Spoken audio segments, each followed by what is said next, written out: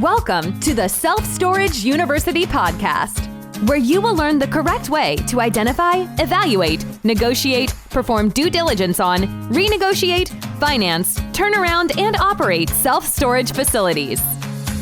And now, here is your host, a partner in one of the largest real estate portfolios in the U.S. with nearly $1 billion of holdings, Frank Rolfe.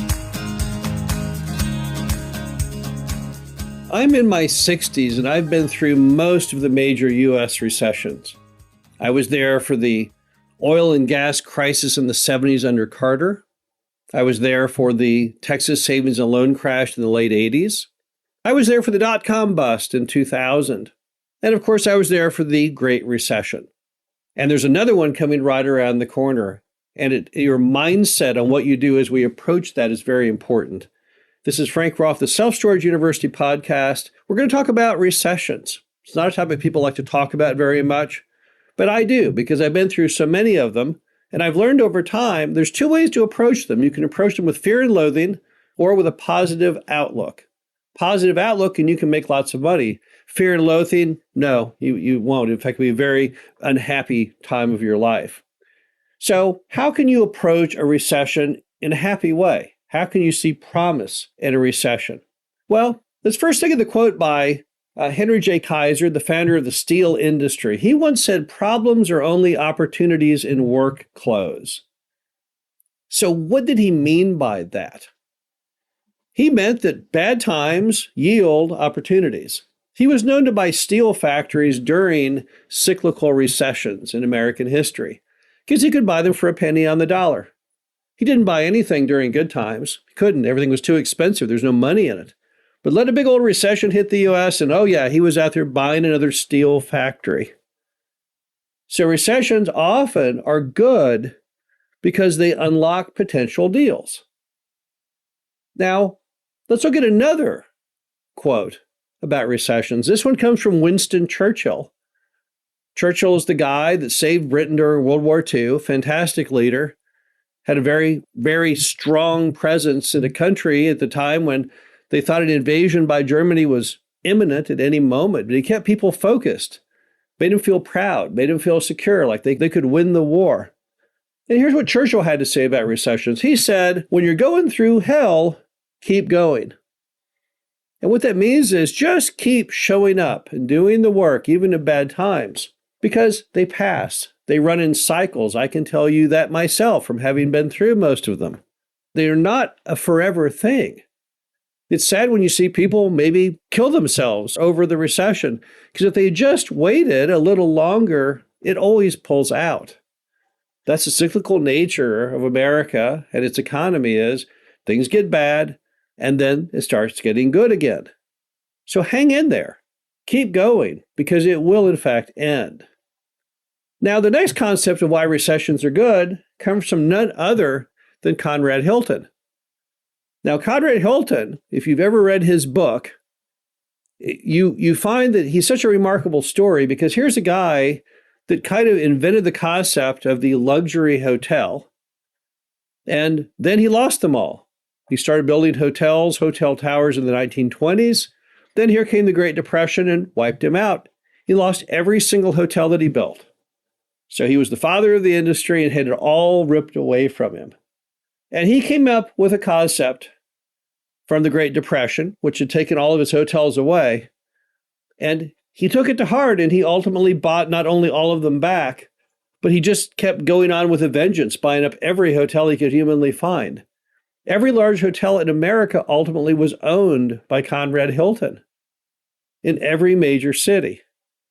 And here was Hilton's thought on recessions. He thought recessions are very powerful because it allows you to buy things for a penny on the dollar. And he realized there was no point to building any hotels going forward. Just hang around for recessions and then buy them for next to nothing. Because he had seen that. He had witnessed that happen firsthand with his own empire when it was all taken away, but then he was able to buy it back for a penny on the dollar. In fact, if there had not been a recession, Hilton would have never been nearly as good a business person, because he had a whole lot of debt on those hotels when the recession hit.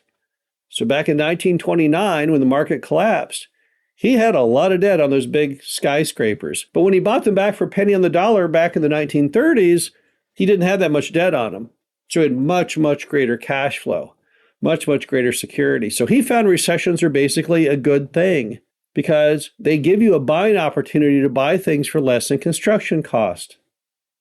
And you'll definitely see that in the self-storage industry. When the bust hits, particularly in urban markets, you're going to see these things selling for a fraction of what people paid to either buy them or to build them in the past.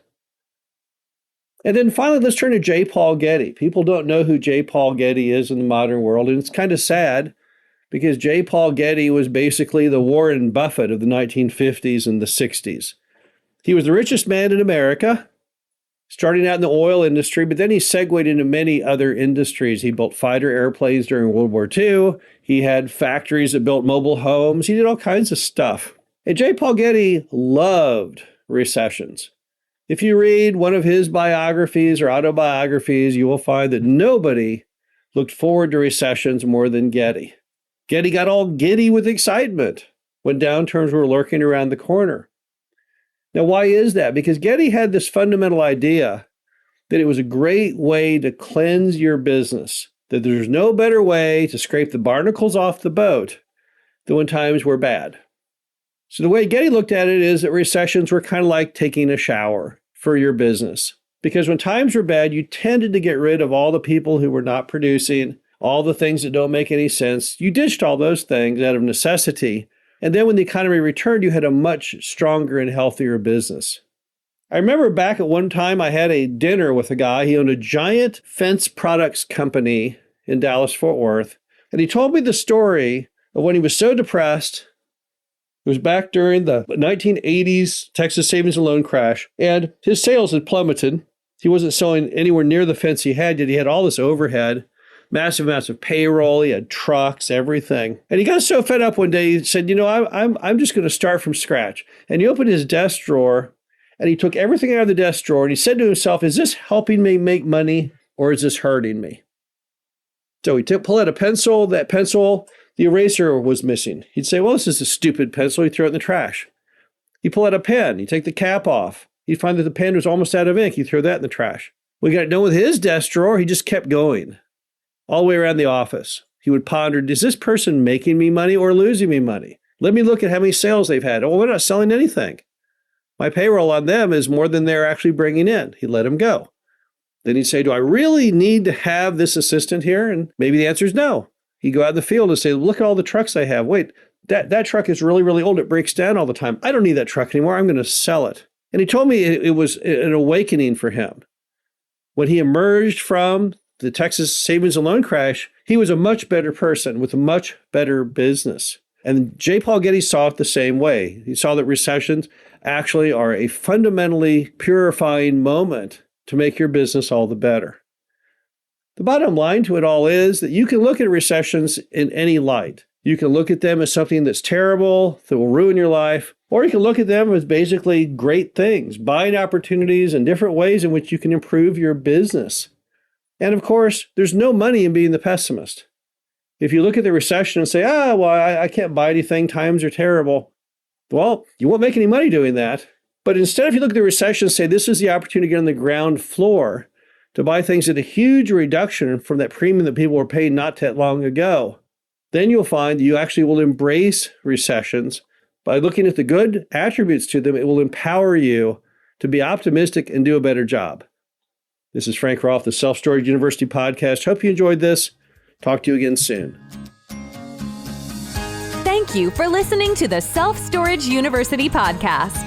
Be sure to visit us at ssupodcast.com, where you can learn the correct way to identify, evaluate, negotiate, perform due diligence on, renegotiate, finance, turnaround, and operate self-storage facilities.